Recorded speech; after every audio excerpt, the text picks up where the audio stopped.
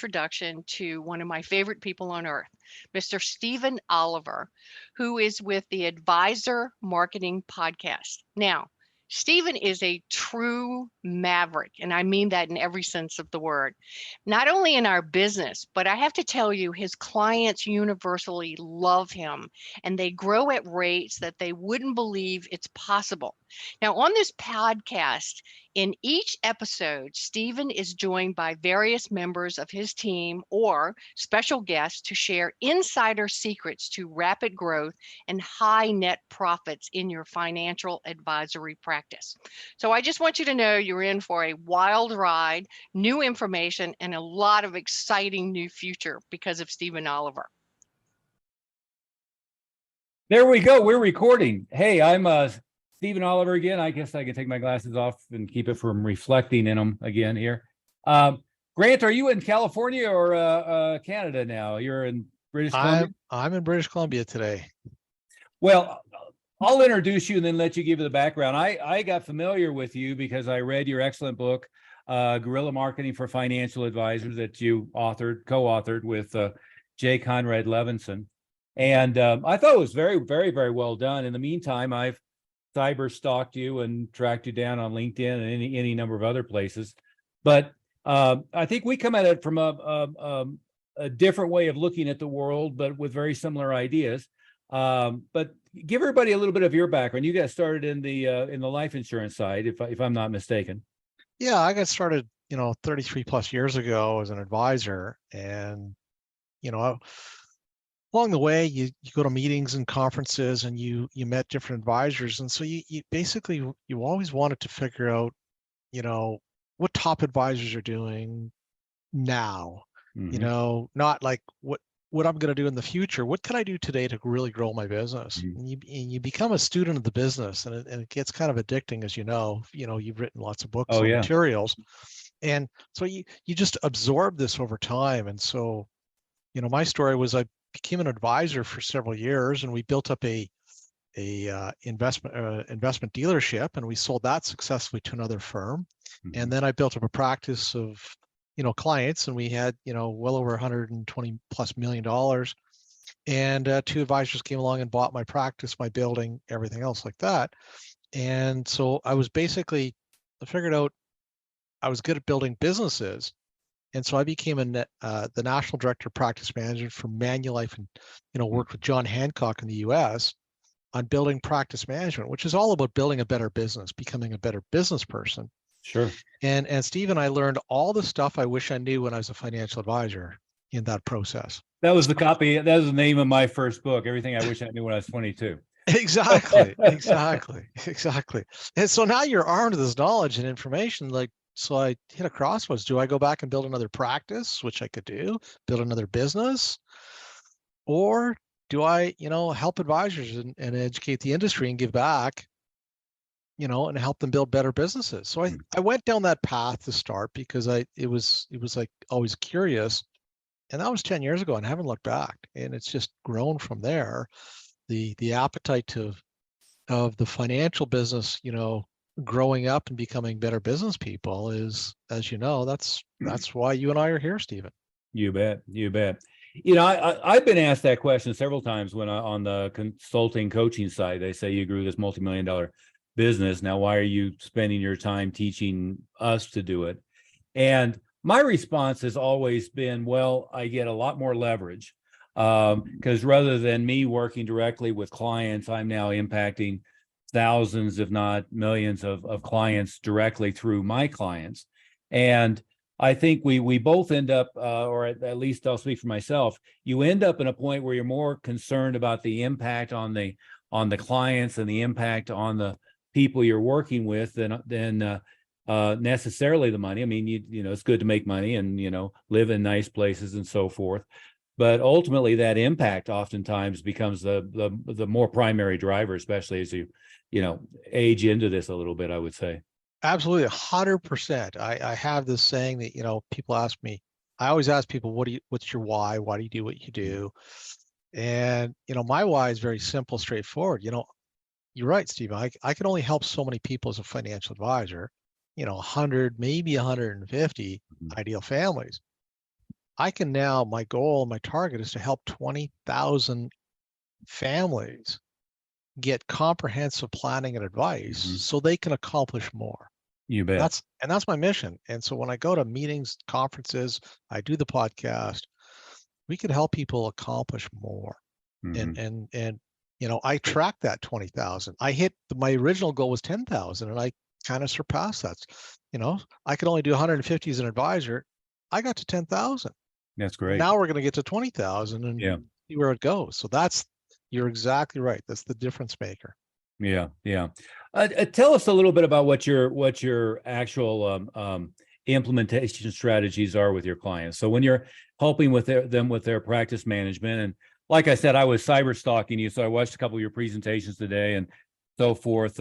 One of the I hadn't heard the term before. I heard you say ICE-CAP, ideal client experience and client acquisition process, was one of the ones I pulled up from one of your discussions. I think it was now his name's going to slip my mind. Bill Backrack. Backrack. Yeah, it was you were speaking to his audience and talking about that.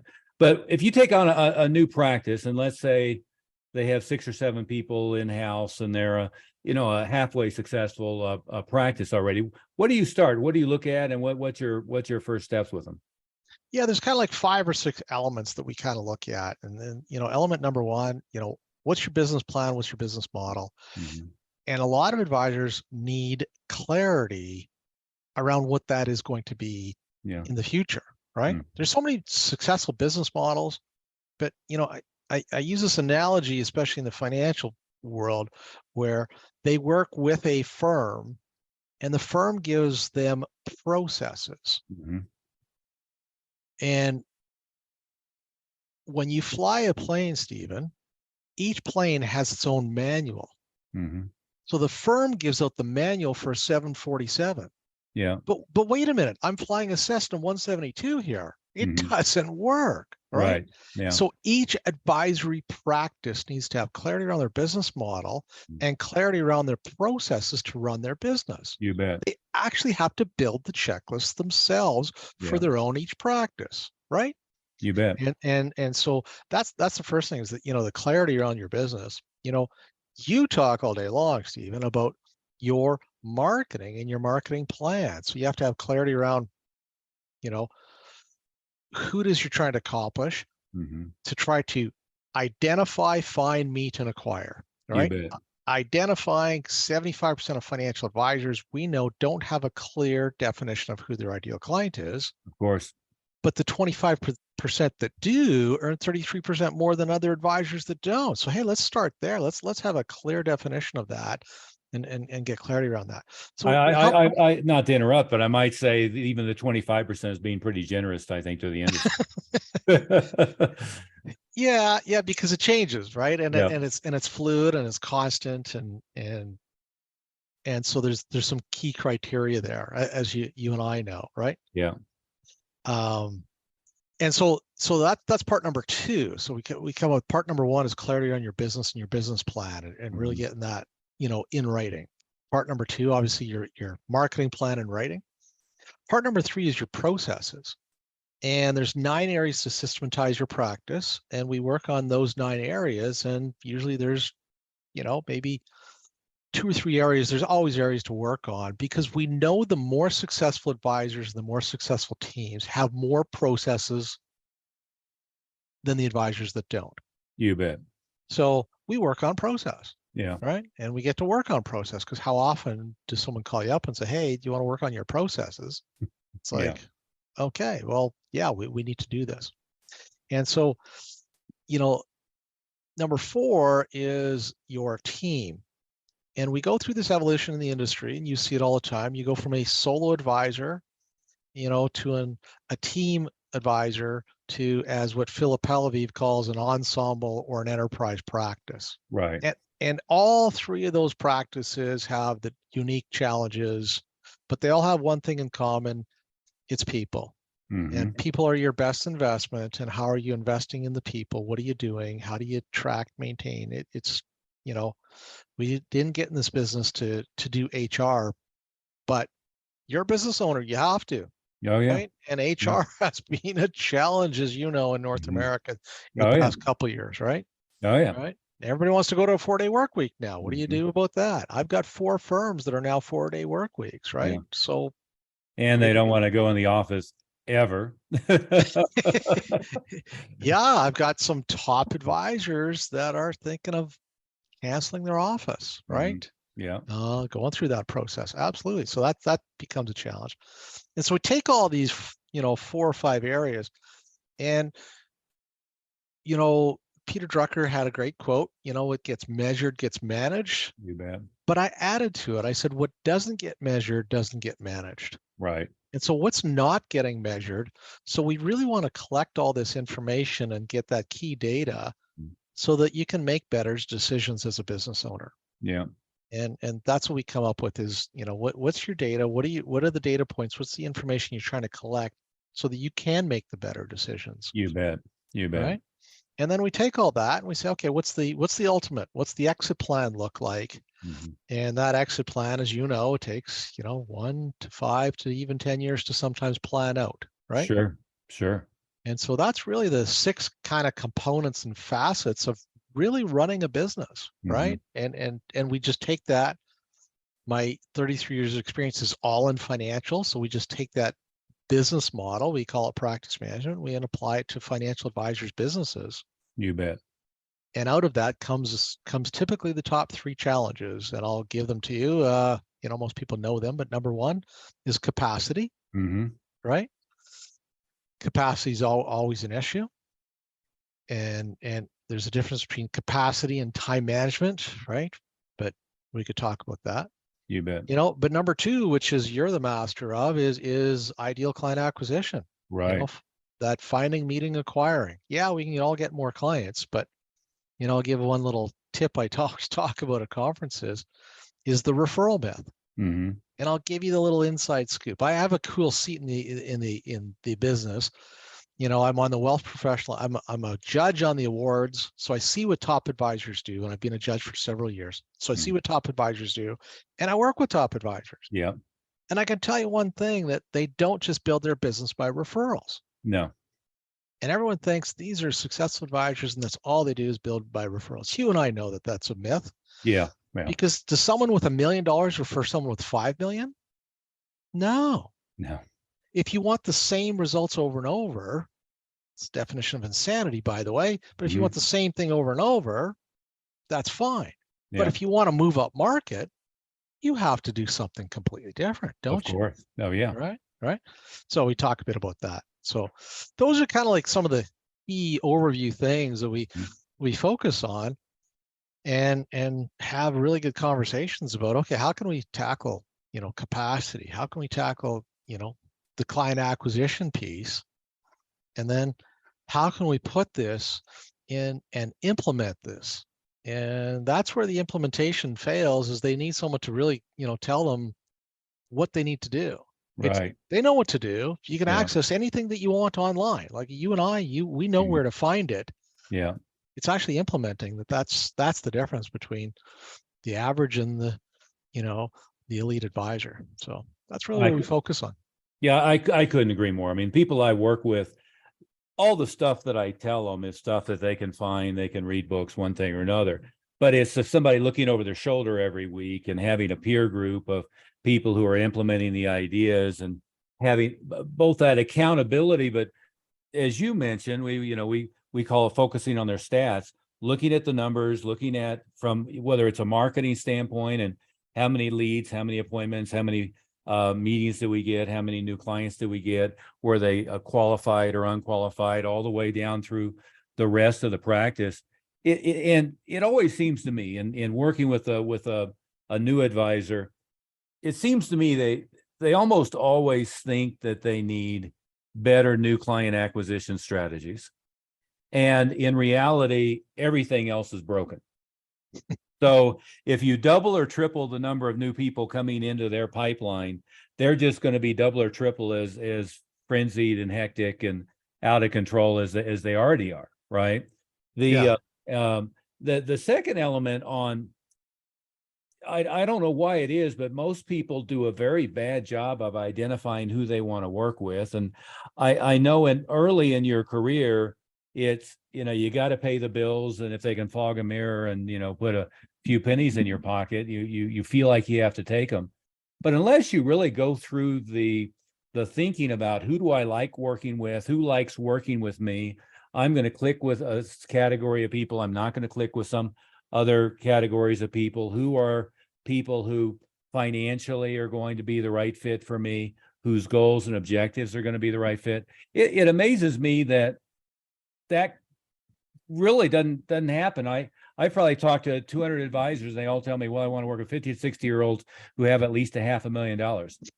Could you narrow it down a little bit? Yeah, exactly. Yeah. What's in your resume? Who are your top 10 clients that you really, are a joy to the spirit that you like working with? Which, by the way, I think is our benefit, is we get a chance really to only work with people we really want to work with.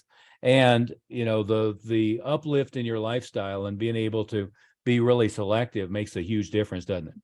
Yeah, absolutely. You said one thing that really resonates with me that I always talk about is, when you're working with your clients and when advisors are working with your clients, there's kind of a couple deliverables here. The one deliverable is the conversations you have with them. Yeah. And then out of those conversations, you put together planning, advice, products, and services. But what's more valuable to the client? The conversations or the planning and advice? Yeah. It's the conversations that provide the value, isn't It's it? the relationship. Yeah. Right. It's a relationship, and it's the conversations that you have that generate more planning, more advice, more value, more deliverables. You So bet.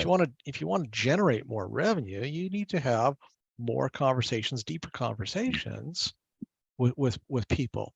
And it's Yeah. a weird business when you actually think about this way. Hey, we get paid to sit and have conversations all day long. But Yeah. that's actually our value, isn't it? You bet. Asking the questions, really helping people, get clarity around what they're really truly trying to accomplish, map that out on paper, give them the map and saying, hey, is this the house you're trying to build? That's the one. Let's go for it. Yeah. And that's a process. And at looking at that from 180-degree perspective, I think it's true on the other side as well. The client is much more interested in who you are and what makes you interesting and what makes you a human being that I like to interact with, and why do I trust you, than all of your credentials, your degrees, your alphabet soup, and all of that other stuff. And it seems to me that advisors spend way too much time on all this stuff that really isn't the secret sauce. The secret sauce is what makes you a unique individual, what makes me trust and like you, what creates the relationship that gives me unshakable comfort that I'm in good hands with you, and really wants me to interact with you. Yeah, exactly. Talking to an advisor this week, and he jokingly said, yeah, in 30 years, one of his top clients, this is the amount of time, very little, that he talked about portfolio management. Yeah.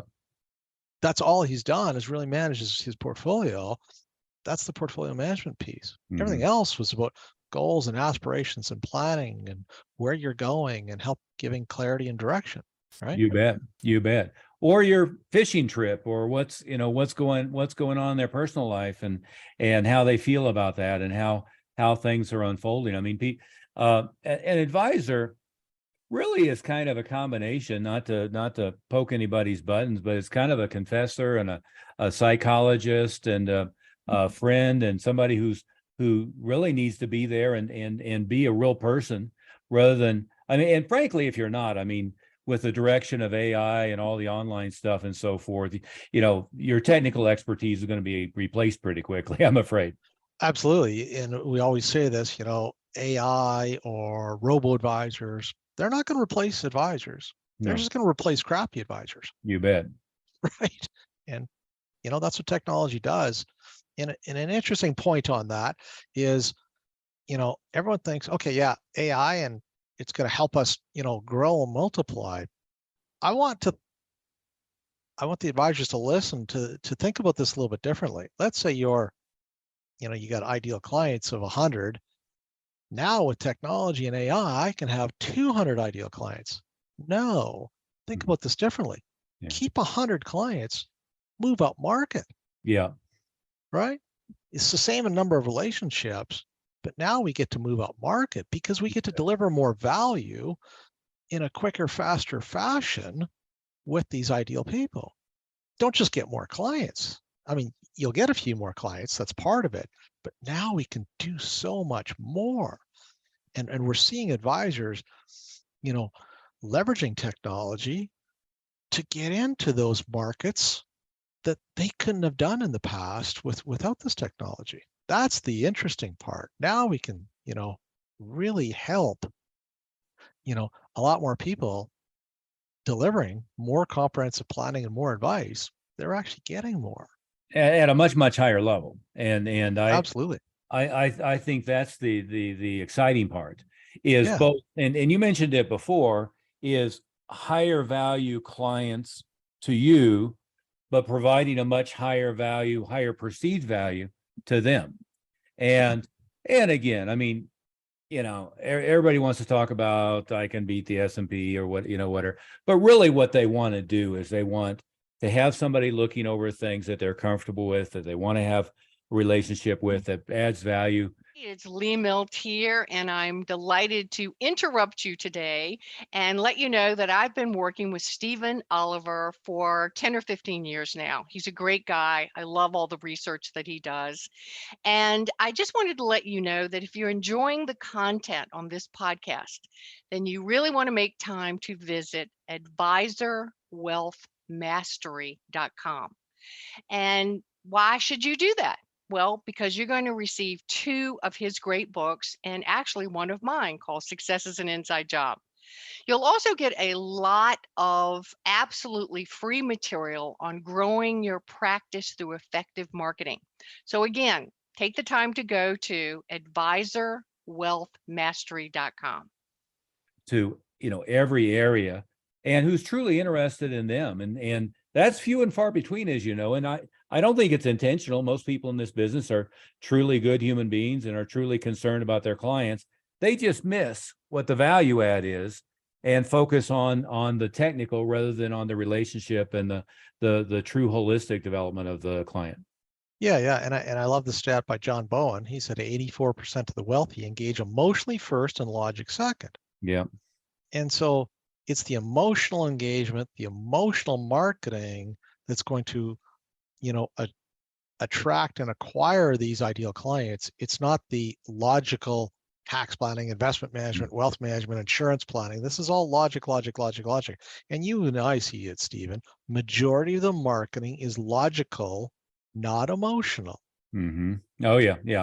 And I think in all sales, doesn't matter what it is, on one end it's a boat, on the other end it's a financial product.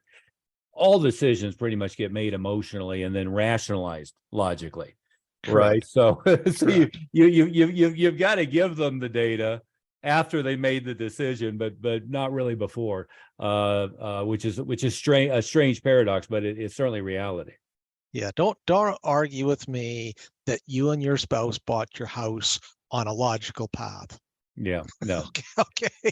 No, it's both sides. It's both sides. You got to do the logical side, but it was an emotional decision as well as a logical decision.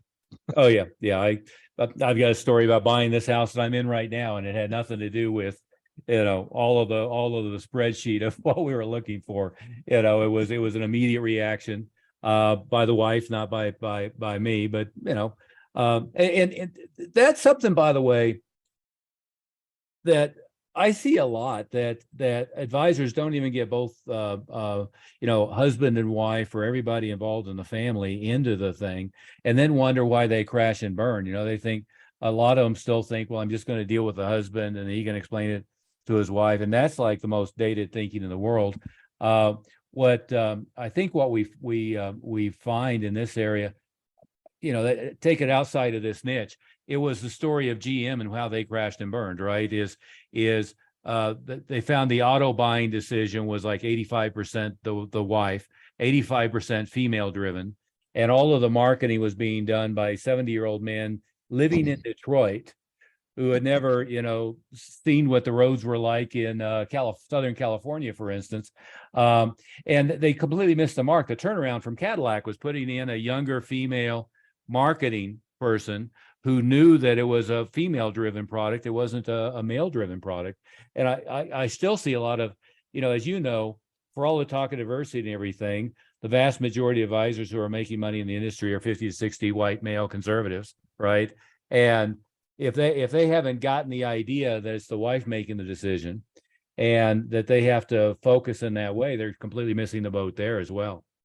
Yeah, I got a couple points on that. Number one, I've got a couple teams of advisor where there's a male, female, and they both meet with husband and wife together. So there's 4 people in on that meeting, and they have a great meeting. They have great conversations, and then they go out for lunch, and then sometimes the females talk to the females and the males talk to the males, and they build that relationship even deeper. Yeah. And it's phenomenal how that works. And I've seen that, kind of in action. And so that's the first piece is actually, that human dynamic. Most conferences that you're going to go to, if you're going to go to any conference in this next 12 months, make sure there's a human behavior element or speaker. There's tons of great, you've got tons of great resources. There's tons of great resources on that, but that's a critical piece, that human behavior and male, female piece. And, understanding, different types of people, like every single movie or TV show is made by 4 characters, understanding the 4 kind of quadrants of people, Seinfeld, Friends, the list goes on and on and on. It's 4 characters. So understanding people, that human behavior element piece is even becoming more and more important as you move up market. And dramatically more important in my perspective, especially again, as we talk about AI, robo advisors, all that stuff killing off the bottom end of advisors. The top end are going to be the ones that truly have that emotional intelligence and that ability to deal with. I stumbled across that, ass backwards, I guess, but I thought I was going to end up in the financial business. Everyone in my family was in the financial business. I graduated from Georgetown University with a degree in economics, thinking that that's where I was going to end up with, and ended up opening a chain of martial arts schools. And within 3 years, I had 3,500 students, but I learned real quickly that all my advertising and this was kids market, was all aimed at mom. Mom was the driver, mom was the decision maker. And in that industry, almost, probably 95%, maybe 99% of schools are owned by, a male. And the ones that try to get in the kids market, they miss the fact that the sales process has to be 100% directed at mom. Dad has to be involved, but he's only there so he doesn't veto things, right?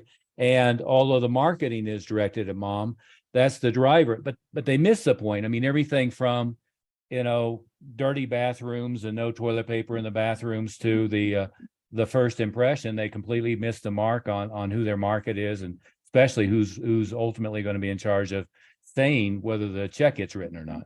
Yeah, that's brilliant. That's doing your market research, and that's if you don't mind me sharing a marketing idea or strategy. So everybody asks me, how did you build your business so fast? And one of the things I did was I did a luncheon for 10 or 12 clients, and I thought I'm going to bring them in. I'm going to say thanks, buy them lunch, and I just wanted feedback, because I was going to do a whole bunch of different marketing avenues and angles and strategies. And I'm like, okay, why don't we just ask these people before I do it, before I spend thousands of dollars and get their feedback. And that's what I did. And I brought them in, hey, I'm thinking of doing this and this and this. And long story short, one of the, every single person there's 10 people there. They said, oh, no, that's good ideas. That's good. That's bad. They gave me some really good feedback. And, here's some ideas, to really help, communicate better with your clients. And here's some ideas. Like it was very, very valuable feedback. And each person, I said, I'm going to just follow up and just have a quick little follow-up call. And the first person I called said, "Hey, Grant, yeah, I know what you're trying to accomplish. You know what? Instead of doing all that marketing stuff, I'm just going to send over my really good friends. I know you're trying to grow your business. I'm just going to introduce them to you." Mm-hmm. Wow. Okay. Thanks. The next person I called, "Hey, yeah, I see what you're kind of doing. You know, I think the best thing would be doing is just get some introductions. So I talked to my friends and neighbors, and I'm going to give you their names, and we're going to set up a meeting with them." Yeah. I was shocked. And the third, fourth, fifth person, they saw that I was working on my business. They were willing to help and introduce me to people. I wasn't asking for referrals. I was asking for introductions, which is a lot easier You bet. than referrals. Would you mind introducing me to Mhm. everybody? Absolutely. And I was going to client events and getting introductions. And lo and behold, Stephen, I said, "Holy crap, how many of these events could I do in a year?" Oh And yeah. I did feedback events for my clients, and I did them every quarter. And that really was the catalyst of most of my growth from my practice. Yeah. Right. It Yeah. started exactly what you did, is like, hey, let's do a little bit of research and find out who's the actual buyer here. And let's try to hone in on how we can make this a great buying experience Mhm. for these people and target to them. Yeah. Yeah. You know, and part of that whole experience is just having the awareness to recognize opportunity. Yeah. And I'm always kind of amazed at how, you know, people like click off part of their brain in any mode, and they don't see it.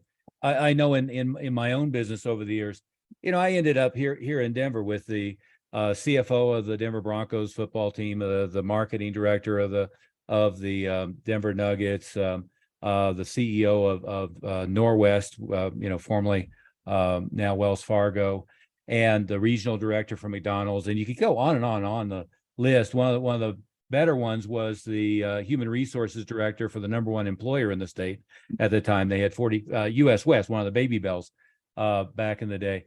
And, you know, before you know, another one was a CEO of a 780 or $760 million electronics chain. Well, all of a sudden, once they're thrilled with you, all these doors open, right? And but if you're not paying attention to it, that's I kind of got started back into coaching with this by working with you know, one of the top 5, top 10 at Northwestern Mutual, who I happen to already have a relationship as a client. And first thing I said to him is, let's go through your client list. You know, who do you have now? Who do you like? Who do you not like? And by the way, who are they and what are the opportunities here? And, you know, he was talking about them from a client base. I said, no, but where do they work? What company do they own? What clubs are they involved with? What organizations are they involved with? Have you, you know, nowadays with LinkedIn, have you looked at their profile and see what the charities they support? And your idea there, again, I'm stealing from one of your presentations, was you know, getting invited to charitable events and getting invited to events that they do. I've any number of times over the years had clients do endorsed mailings to 100% their client list, bring us along for events anywhere from 10 people to, you know, 40,000 of them. And there's just so many opportunities once you just open your mind to that and do that. I think the other thing, and I heard you say this earlier in my cyber stalking, is, but it's so true. An awful lot of your best clients don't even recognize that you're out looking for other clients. I heard somebody else on a podcast say, and I'd give attribution if I remembered who it was, but the comment is most of your clients don't even know the range of problems you're able to solve for people. All they really understand is what you did for them. When I first got involved with my client, Peter, I had a bunch of employees at the time. I was looking for deferred executive compensation, golden handcuff type of things, retirement plans, and so forth. And for years after that, I'm sure I had him niched as that's what he does. Yep. And if I came across somebody who needed that, I would have pointed them to him. But there's, you know, 90% of what he was capable of doing, would like to have done, I really wouldn't have been top of mind, probably wouldn't have had any awareness at all. Yeah. Yeah. A great example of that is I always ask people, who are your ideal clients? Mhm. That's a trick question, It is. because I then go, how do you go from an ideal client and how do you double that revenue? Change the word to ideal family. You bet. You got siblings, Stephen? Yep. I Yeah. don't, but I Right. But if you Yeah. had Yeah. siblings and Yeah. parents, not Yeah. necessarily your kids, but Yeah. siblings and parents, if I get the whole family, and some families are very large, you get the whole Mhm. family or a big chunk of the family. You tripled, You're quadrupled. exactly. You turn Yeah. an ideal client into an ideal family. Mhm. Well, if you just turn 10 of your ideal clients into 10 ideal families this year, Yeah. the revenue lift is massive, right? And the parallels across industry are always stark. I was the number one thing we tell the martial arts schools is when you enroll a kid, enroll their parents. Um, I like that. I I love mean, that. I like that. and Yeah, it, yeah. it it it improves retention, it improves the value, it improves everything about the experience, but it's exactly the same. I Yeah. across industries, I recently did a keynote at a convention of music school owners who all have exactly the same problem as every financial advisor I've ever talked to. They need better client acquisition, they need a better sales process, and really they don't even recognize the problem, but they have massive staff problems. With this much training for their staff, with this many people spread around, it's like, it just doesn't matter what you're doing. Everybody has the same problems. Yeah. Well, and you pointed to that. You got a problem, build a process. Yeah, What is your process? And that's what you and I dissect all day long. you bet. What is your process? Imagine you have a second set of eyes looking at your process of what you're doing. What do you do first? Then what do you do next? And what does that look like? And walking people through, and I do this all the time, walk me through your prospect journey. I'm a Mm, prospect, walk me through the journey. What does that look like? Well, I yeah. do this and then this and this. And how about this? How about this? And all of a sudden they realize that's the problem in Mm-hmm. their client acquisition. Mm-hmm. And that they see it clear as day. But you and I see it because we call it their blind spots. We can't see our blind spots. It's like me asking you, hey, what's your blind spot? Yeah, It's a blind spot. I can't see it. you bet. I don't know what it is. You don't know what it is. But when we walk through the whole process, it's clear as day what the problem is, isn't it? Yeah. Those little aha moments are like, wow, yeah, this is awesome. And they know what to do and they see the blind spot. And all of a sudden, the process starts to work like they really intended it to. Just a couple little tweaks, isn't it? Yeah, you'll appreciate this. An advisor I was trying to help, I handed him off 40 super high quality fresh leads from a live presentation he had done at one of the events that I had hosted. All of them business owners with 95% of them good qualifications. So he does the presentation on a weekend. I gave him the leads that weekend. 3 weeks later, there had still been zero follow-up on those. And he couldn't figure out why he was having trouble getting new clients. And I was having the conversation of, I used to tell people that leads had a half-life of 72 hours, but now I think it's like 72 minutes. If somebody comes and requests information from you, if you don't follow up immediately, they forgot, they're off to something else right away. It'd be like, pulling out the old white pages and calling them 3 weeks later. They've totally forgotten you've existed. In fact, all of our data on online marketing is if an outbound call initiates while they're looking at the website, your closing ratio is something like 400% better than if it's 4 hours later. It's just amazing how fast things have shifted from their attention span, from their interest, from their even remembering that you exist in all areas. Yeah, yeah. It it it exists for all marketing organizations of trying to, build out that process and that prospect's journey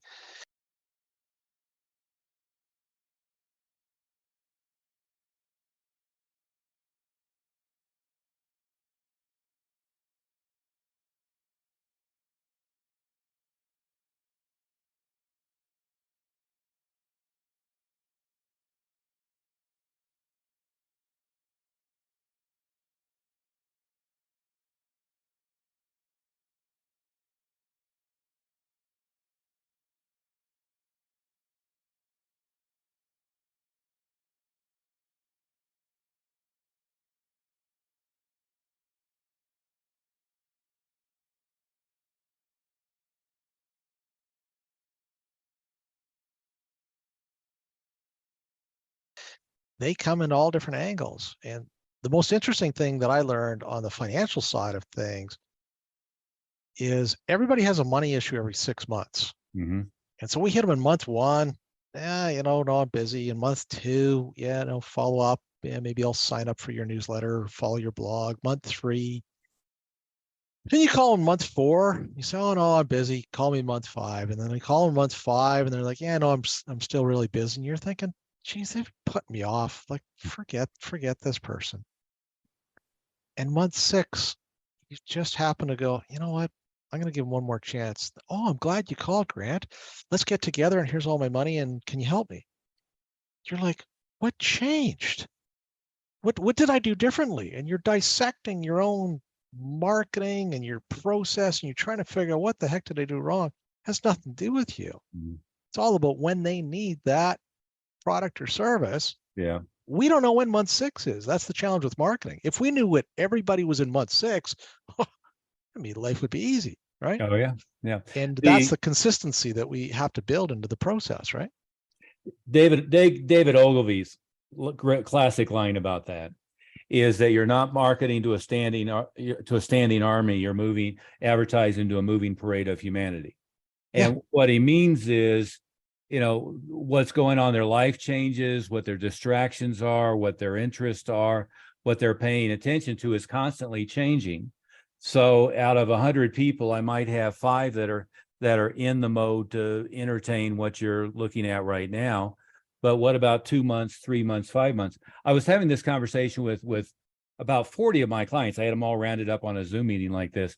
And I said to them, I said, how long was it that you were paying attention to the stuff that I was doing before you actually got around to working with me directly? Well, from I want to explode my business is a discouraging answer. But one of them was 7 years. Another one of them was 9 years. Another one was 3 years. Another one was 2 years. My favorite one was one of the guys said, well, I saw some of your stuff, but the group of people I was working with thought you were all an asshole. And so I ignored you for a year.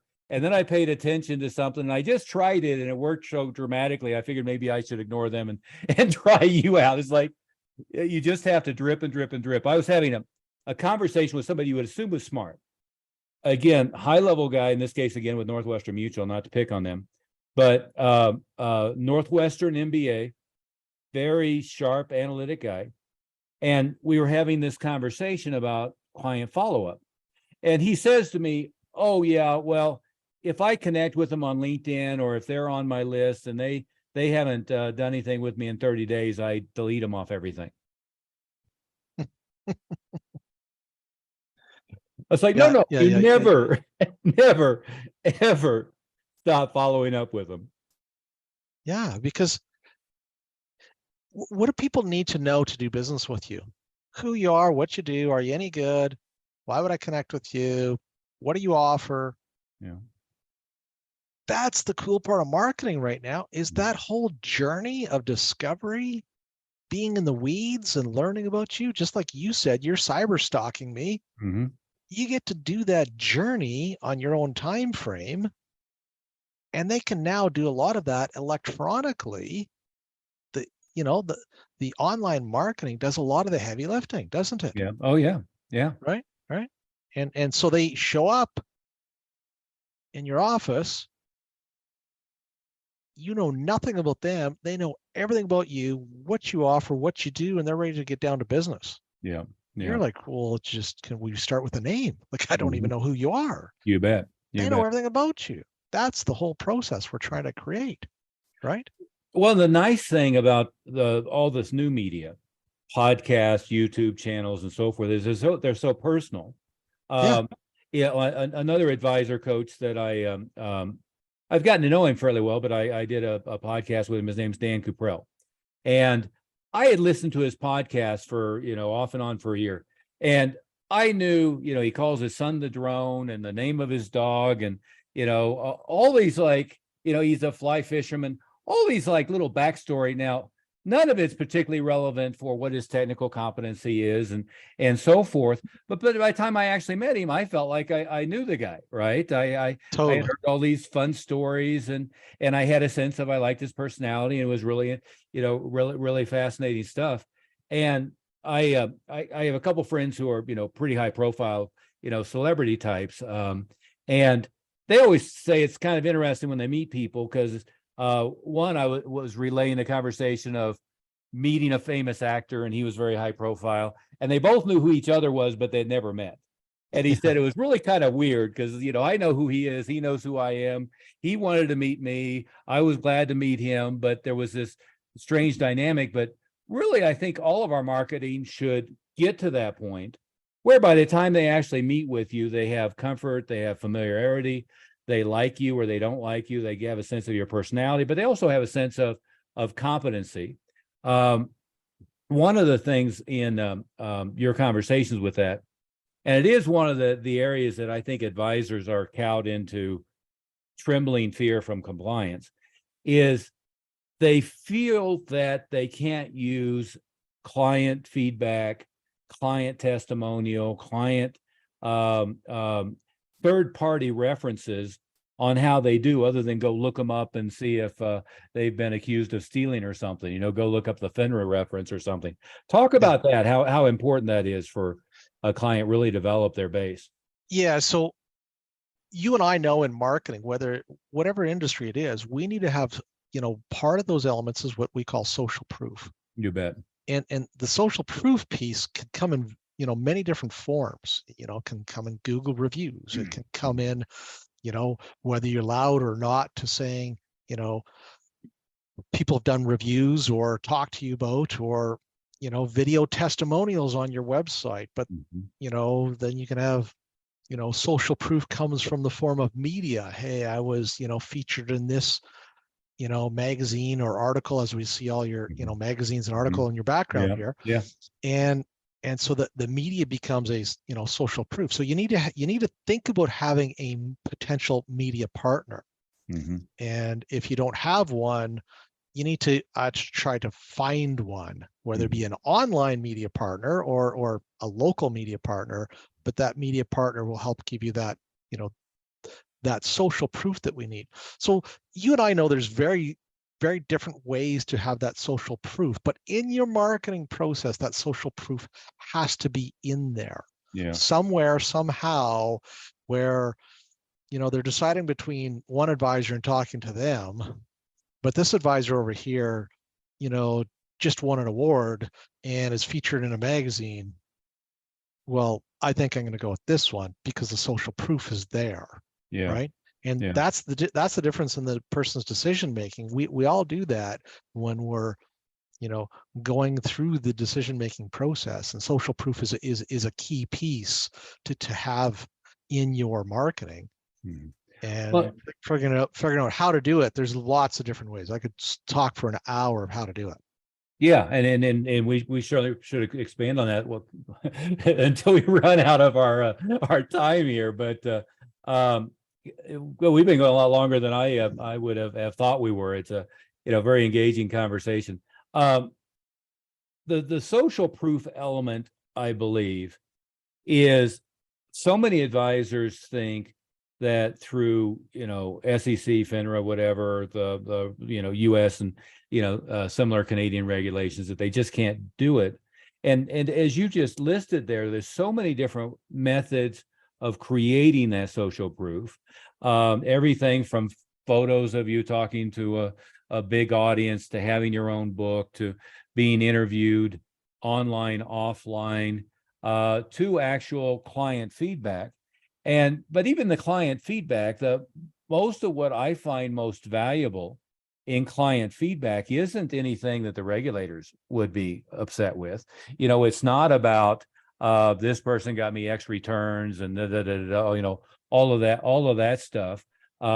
It's all about, I like him, I trust him, I've worked with him for many years. I feel 100%. I mean, it's that type of thing. It's more that personal validation.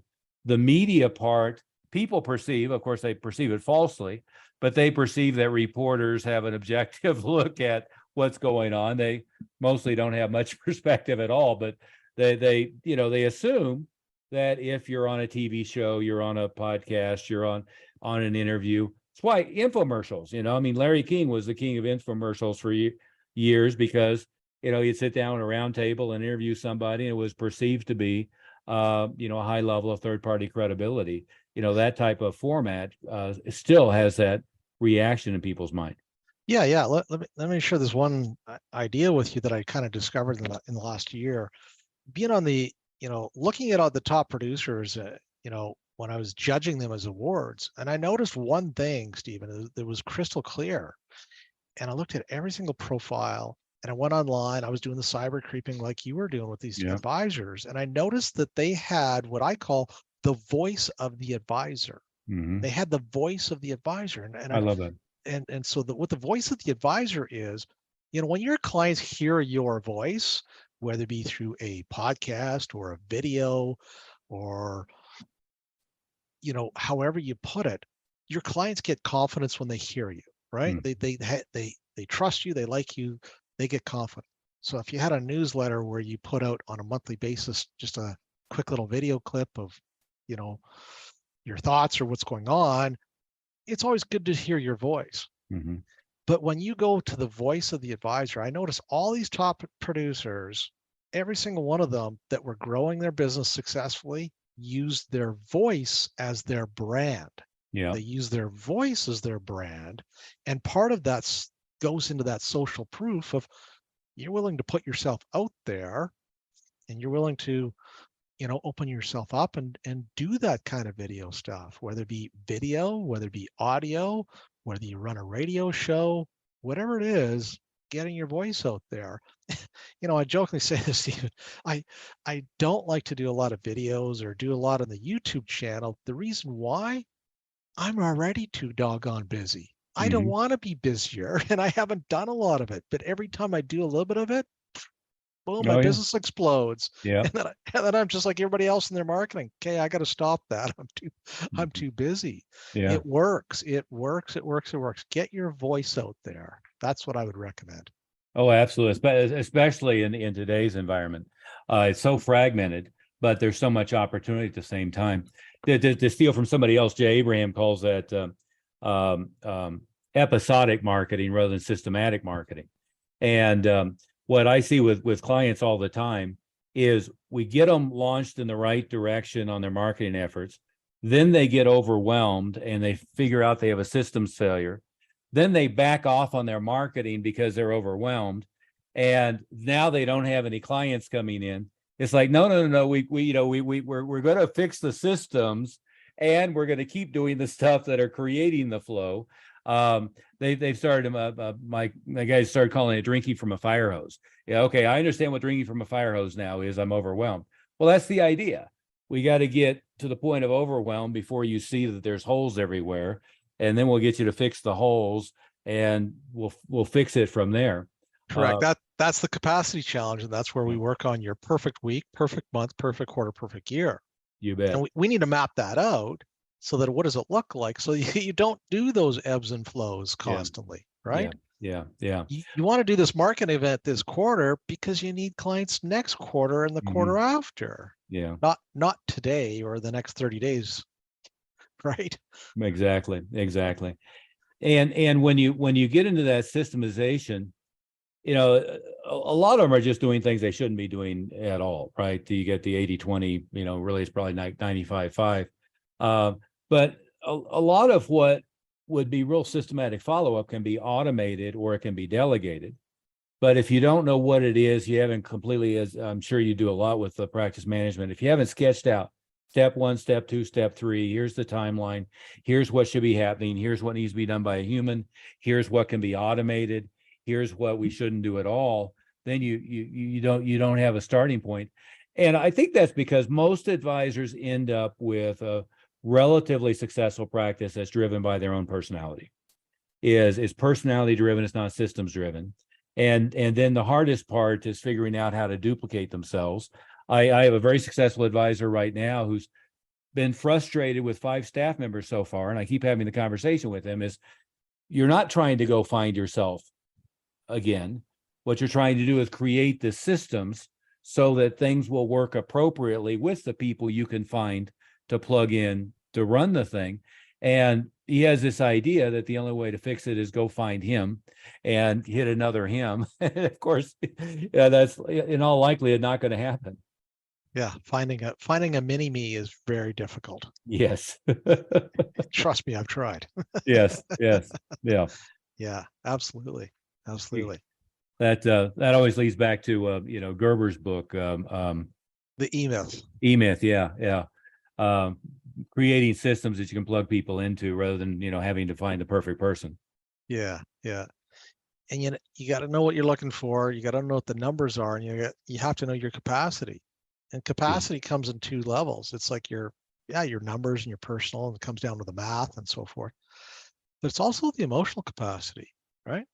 And we know that most humans can manage 75 to 150 relationships well. You get beyond that, and that's some people can do it. A lot, it's very challenging, and that's when the overwhelm comes. It's like you got a 10,000 square foot warehouse, you got 12,000 square feet of stuff and 6 trucks parked outside, and you're trying to get more, and you can't. You just can't. So you're operating at 125% capacity. And we do the forest fire exercise. Forest fire exercise, when the trees get too thick, lightning comes, burns the whole thing down, you start all over. Well, you got to think about doing that in your practice. Like, okay, let's burn it down to the ground, start all over, so different things can grow. Yeah. And that's we're what talking about your winter home there in California. Yes, exactly. Yeah. Here, I was seeing on the news that California is choking on Canadian smoke. And, it seemed like the story of my life here in the mountains of Colorado has been choking on California smoke for the last 3 or 4 years. My son's pretty serious asthmatic, so I have those air cleaners everywhere in the house, and the new filtration system just to filter out California forest fires. Of course, Colorado catches fire too, but not at quite that level. You need California emissions in your house. Yeah. Something. Big catalytic converter on the roof. Yeah. There you go. The funny.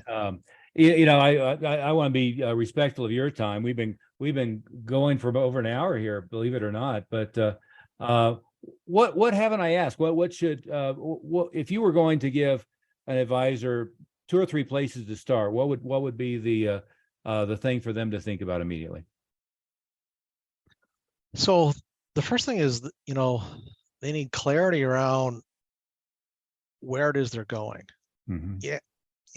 How many times have you seen an ad or a commercial or an email saying, hey, get 25 more leads and grow your business? There's nothing wrong with that, but really having a clear sense of what you're actually trying to build at the end of the day.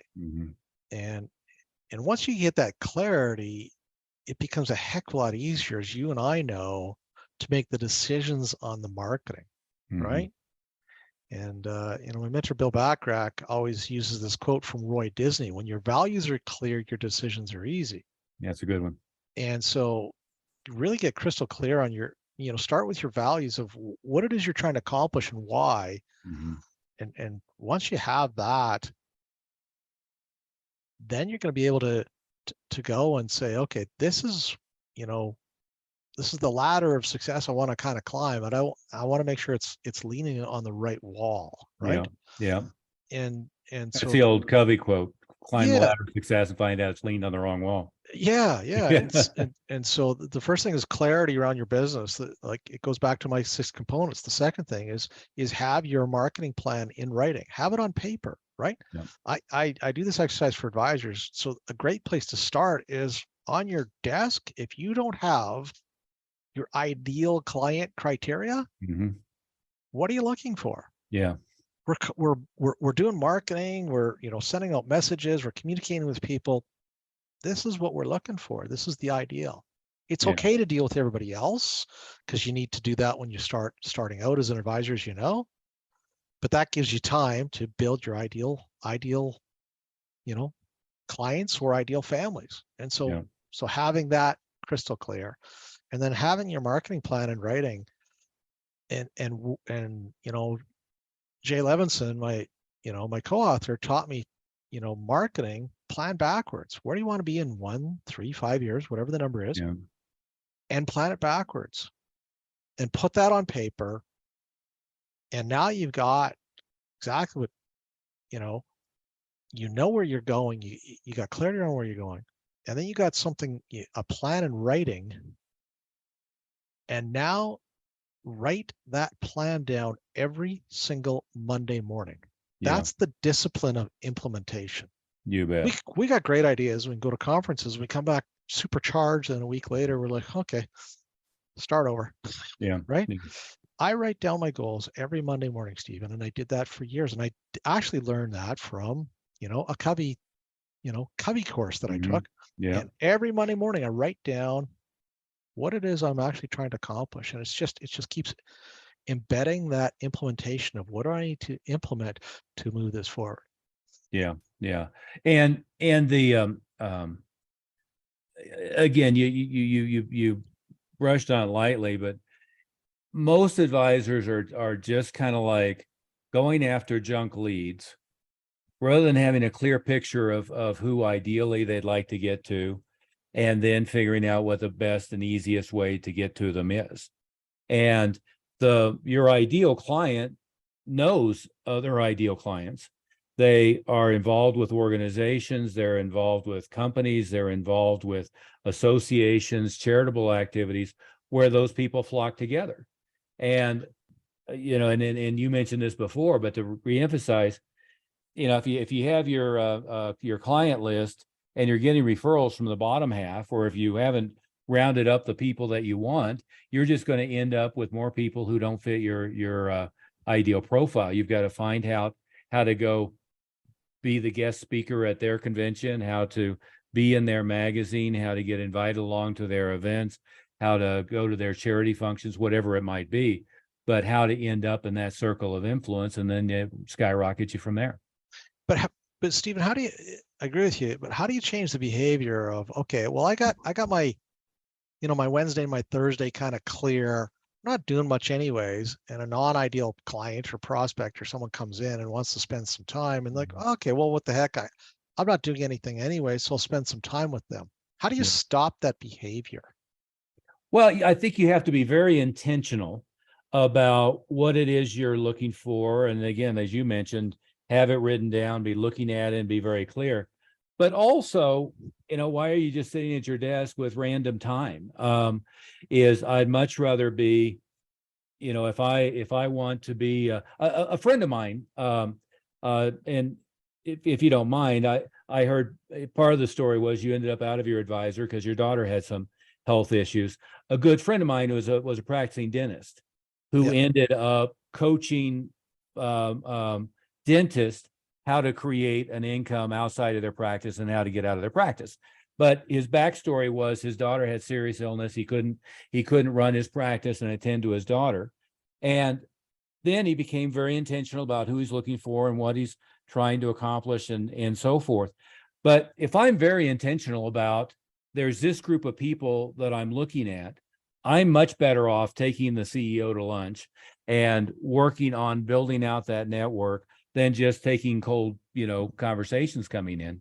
And again, a high profile guru in the industry, I was, reading their materials. And one of the things he says, everybody needs our service. Well, okay. I mean, maybe so, but as an advisor, you shouldn't think that way. You should be thinking in terms of, I'm the ideal person for this group of people. They're going to enrich my life. I'm going to enrich their life. I'm going to go focus on that. And everybody else, I can be nice, send them in the right direction and so forth. But I've got to go focus on that.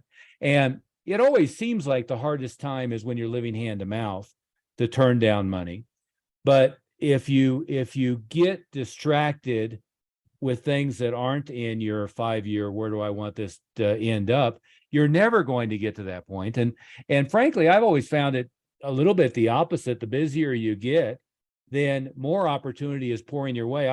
I like Absolutely. Steve Jobs' favorite quote. My favorite Steve Jobs quote, I might say, is, he's more proud of all the things they didn't do than the Yeah. things he did. It's Yeah. and the story of him taking over Apple was he killed like 95% of their product line. Everybody thought he was crazy, and he produced the most valuable company, in the history of the world. Yeah. Yeah.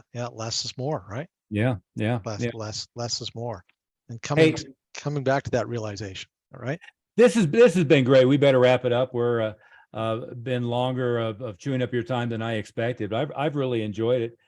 If somebody wants to get more information about what you do and how you do it, I'm here looking at advisorpracticemanagement.com. Is that the best place for them to go, or is there a good place for them to track down more information? Yeah, just go there, and I encourage you to sign up for the blog. I write it on a weekly basis, and it's really case studies of advisors that I'm working with and different challenges. I don't really mention their names or who they are, but that's where all the content comes out of. It's live current content of different things that we're working on. Yeah. So just subscribe to that blog, and some of them you're like, yeah, no, that's not my practice. But some of them be like, yeah, that's me, that's my practice, and that's one of my challenges. I spend 30 hours a week on Zoom working with top advisors trying to help solve their problems and challenges and issues. And then I just kind of share some of them on a blog. So that's the easiest way to kind of follow it and just go, oh yeah, no, that would be interesting, because I have that exact same problem or very similar challenge. And here's a couple different ways to approach it. Right. So yeah, Well, check it out and subscribe. What you just said is a excellent criteria for judging the efficacy of advice you get anyway, right? Is the world is changing dramatically.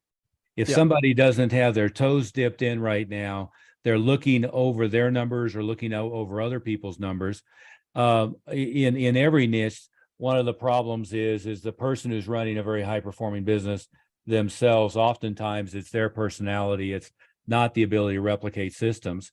But when you've replicated it through 30 other businesses or 300 other businesses or whatever it might be, and you've got your finger on the pulse of their numbers and are able to see what's happening in real time, that's where the advice is super valuable.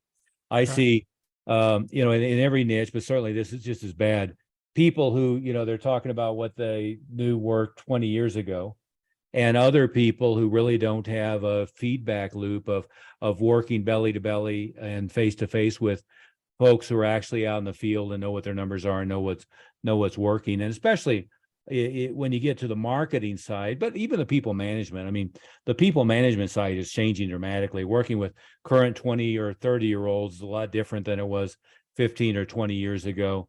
The work environment expectations, the culture, the psychological interaction is different on the marketing side. Hell, Google changes every 90 days. So does the online marketing environment and all other areas. If you're not really on top of what's working now, it's really kind of worthless advice. Yeah. We're not trying to fix our our car with a 1972 manual, right? Yeah. It's what's working right now. What is happening right now in the current environment for financial advisors, and that's really what people kind of want to know when they're tackling their issues, because there's so many different websites and there's lots of material out there that is dated and old, right? Yeah. And you showed a copy of my book, and half of that is dated and old, and there's some old materials. I went through one of my older books thinking, oh yeah, maybe there's some good ideas from there, and there wasn't a lot. There was not a lot that applies to today. It changes. So that's a great point, Stephen, is look for some stuff that is right now, because that's what's going to truly apply to your practice. Yeah. Hey, it's been wonderful. I've enjoyed talking to you. Thanks so much for taking the time.